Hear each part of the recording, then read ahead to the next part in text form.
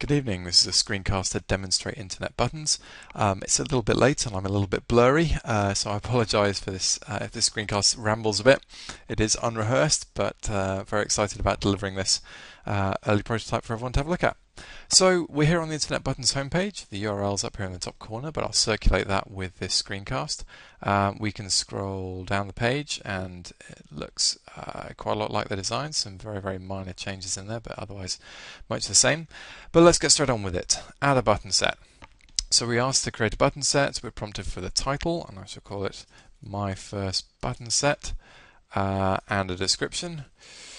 This is a button set, and I'll just paste some code in there as well because that's always fun. Actually, code's a dreadful thing to be placing there. That's going to make a real mess, but we shall see. Anyway, I click save and I get my button set. So this is looking hopefully pretty familiar to the designs. We've got a couple of different ways of looking at buttons in the set. We click them in this list view where they would go down the page.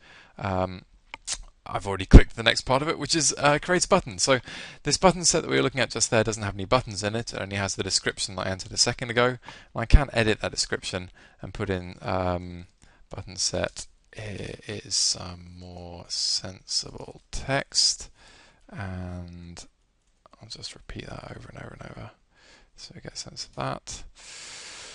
Little paragraph there.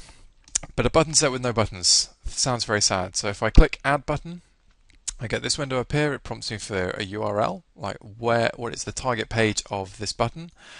In there I'm going to enter the one that's suggested, bbc.co.uk.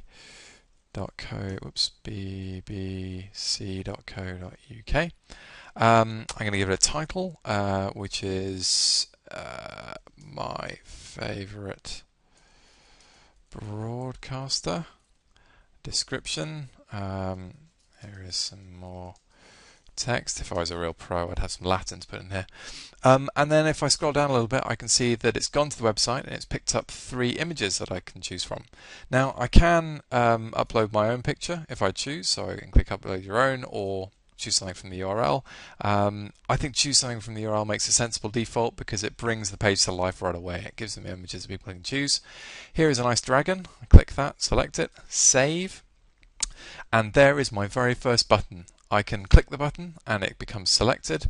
When it's selected, I can see the description and I can click on the link to go off to the BBC homepage. Now a page with just one button isn't very exciting. I thought we might add another one. So add button, go through the same process again. This time I'll use something something I had earlier.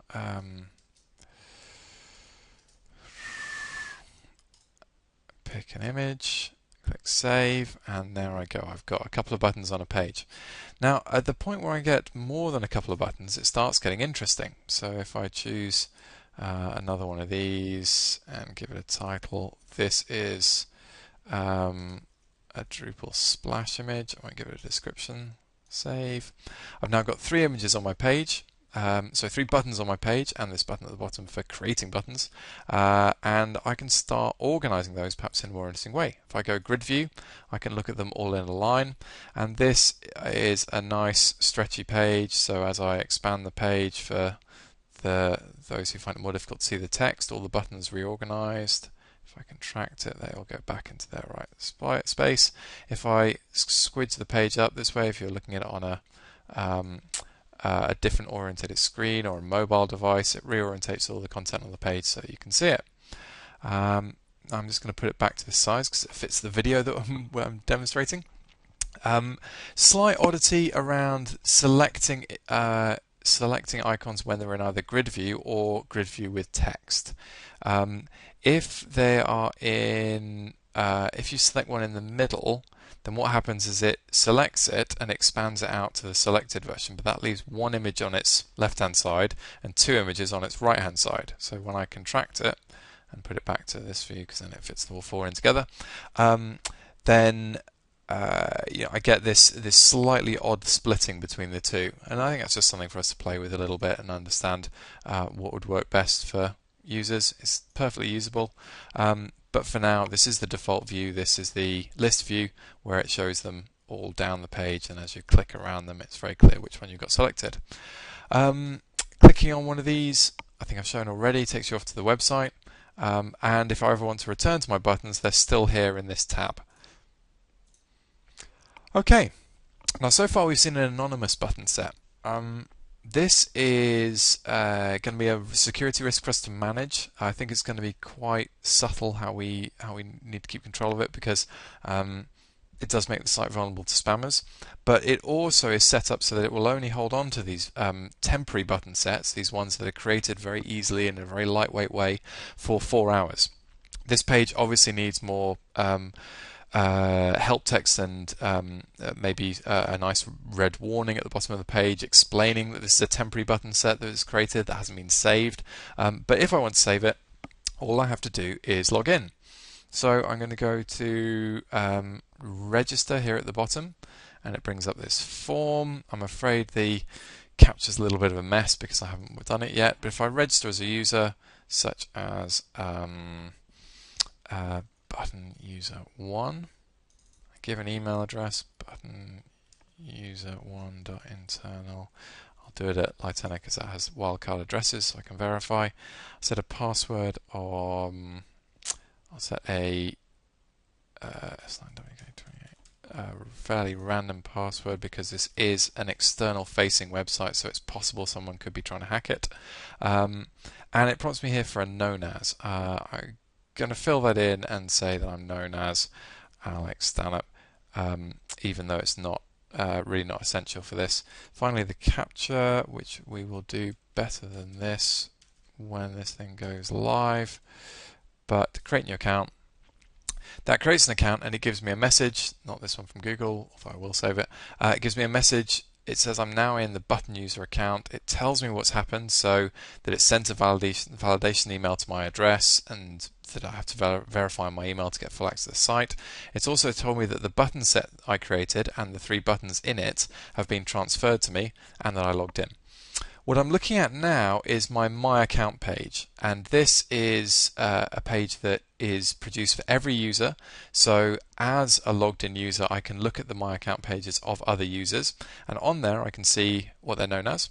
We'll see that in a second, and their button sets. Here is the button set I created a second ago, but you'll notice we're just seeing the top of it. If I click the link, I go into my button set, and this is now a saved button set. It's attached to my user, it's on a permanent URL, and anyone else can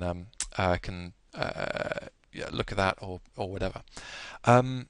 If I go down to back to this previous page, and on here I show this button set. What I can also do is go and look at some other users. This is all very much beta functionality. It's not part of the prototype delivery, but it's something that we built in anyway. And other users have their own button sets. So these kind of profile pages are all part of, they're largely undesigned, but they're very much in the style of the site so far. And they're all allowing us to get a sense of what it might be like to participate in the site as a social user, looking at other people's button sets, such as this one, iButSet1. Which just has 1 robot in it, and that's the known as of the administrator. So the administrator is known as the administrator, and I was known as Alex Stanhope. So on my button set it says Alex Stanhope. So I hope that gives a reasonable sense of where we are with the project. As I say, Buttons has been an extraordinary month, and I will tell lots of stories about that. But in the meantime, I hope this makes for interesting viewing. If you'd like to have a play, please do. Please bear in mind that this is a live site, and so if you create test content, please don't create too much of it. Like, by all means, create a few button sets, throw a few buttons into it. But when we start showing this to customers, I'd like to avoid having to go through the database and purge it or clean it, because it's quite nice having some test content in there. So in the meantime, I hope everyone has a great weekend, and look forward to gathering some feedback a bit more formally next week. Good night.